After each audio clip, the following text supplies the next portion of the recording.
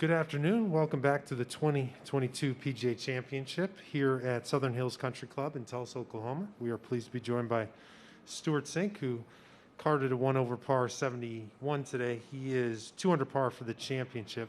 Stewart, thanks for joining us. You've been through a few of these, and looking at your card here, a lot of patience today.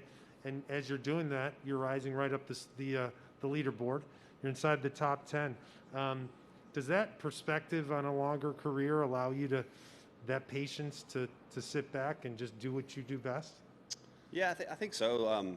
Being in this position I'm not going to say I was in this position a lot of times because you don't play in that many majors, but I will say for a lot of years I've been in these positions, and you know that there's just a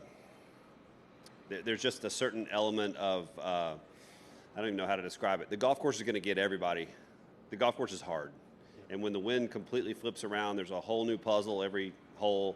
You got to figure out what's going to happen, and you're going to guess wrong sometimes. We executed, Regan and I, pretty well several times today, and did not get what we thought we were going to get, and ended up in some really bad places. And I think that's going to happen to everybody, but you just got to keep on going and grinding, and it's just as important to win the attitude contest as it is the driving and the irons and the chipping and putting contest.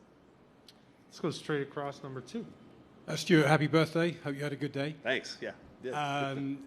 You and Phil Mickelson played around just before he won at the PGA Championship last year, which I think might have helped him. How does what he achieved last year perhaps inspire and motivate you here this year?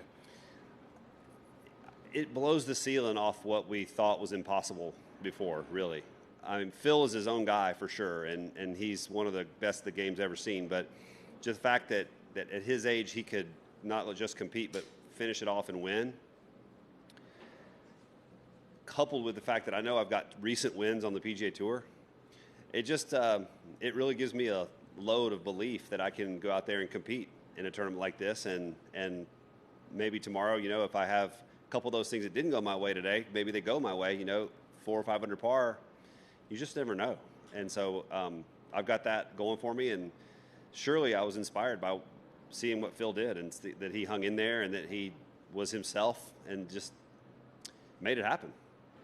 And you've contended in a major here before. How much does that memory help you or perhaps hinder you? Hinder. If it doesn't help, because it's completely a different golf course than it was in. I'm a completely different golfer than I was in. So I do like being in this area. It kind of actually reminds me of the area I grew up in Alabama. So I feel at home here. I love playing golf here. Whether they redo the course or not, it still feels like a comfortable place for me to play. But the memory, I have one memory from 2001, and that's missing a very short putt on the last hole that ended up costing me a chance to be in a playoff. So that was, it took me a little while to get over that, to be honest. And now it's, 21 years down the road almost. So, yeah, it's a distant memory now, and I've got that monkey off my back, thankfully. But I love playing here, and I think more than having previous experience playing here, I just love this course, the way they redid it. Gil Hans did just a fabulous job. It's one of the best renovations or restorations I've ever seen. I thoroughly enjoy playing it. Is it a little shocking that this is the same golf course you were here in 2007 and performed well there too, when it was 105 degrees, and here we are, we haven't even touched 60? Is that hard to comprehend? It is, and I expected it to be hot this week. Yeah. And we started looking at the weather last week, not really for temperatures because we expected 90 degrees every day, but more for wind. And then when I saw this weather coming through on the forecast, it was very surprising. I think I'm wearing both the pullovers that I brought with me for this stretch of tournaments. I've got 2 on. I have nothing left in my suitcase. So I saw a couple of short sleeves out there. Zalatoris is in short sleeves, but I need to conserve heat at my age. So I'm conserving. I'm bundled up like an Eskimo. I've got 3.5 layers on myself. Let's go to Eric. First of all, congratulations again. Happy birthday again. Thanks. I wanted to ask you, just Regan on the bag, how big is that? Just having him there, what does he do to you that really helps elevate your game?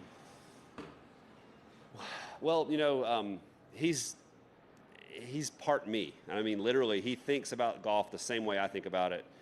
I've got a pretty sound handle on how to judge the shots out of certain lies and the wind direction, and just always been kind of a knack I've had to. It's kind of like being a tough out in baseball. Doesn't show up in the stats every day, but Reagan's like that. He has a good, really good sense of judgment and feel for the way a shot's going to play, and we very rarely disagree. When we do, we always arrive at a common, a common assessment before we hit our shots. And he knows that the keys are not just to be physically on top of your game and hit every shot perfect, but it's how you handle the shots you don't hit perfect, and how you get, where you get your heart, what position you get your heart in before your shots. And, those things are the intangibles that just are so crucial at this level of the game.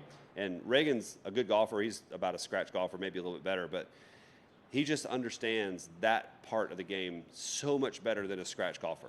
He's like a tour player when it comes to that. And so having him alongside me is just he could caddy for anybody in the world right now, and I'm not exaggerating. I don't want him to. I want him to caddy for me for a little while longer, but he's just he's a pleasure to have out there. And I'm proud to have a son, and I'm equally proud of Connor, my other son, for other reasons. But to have Regan out there doing the kind of job he's doing is really not easy, and it's incredible, and it's a great experience. Crazy things can happen on Sunday. What's it going to take to really continue that momentum and see how everything plays out ahead of you?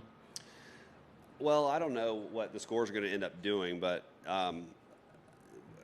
I would think for me the biggest key is just to stay in the present and to keep on what Regan and I like to call bludgeoning, and that means just working everything down to like a common denominator and just executing that shot and going to find the ball. It's really simple, and it's really hard to do when your emotions are just like going like the Indy 500 out there. So that's going to be the key for me tomorrow.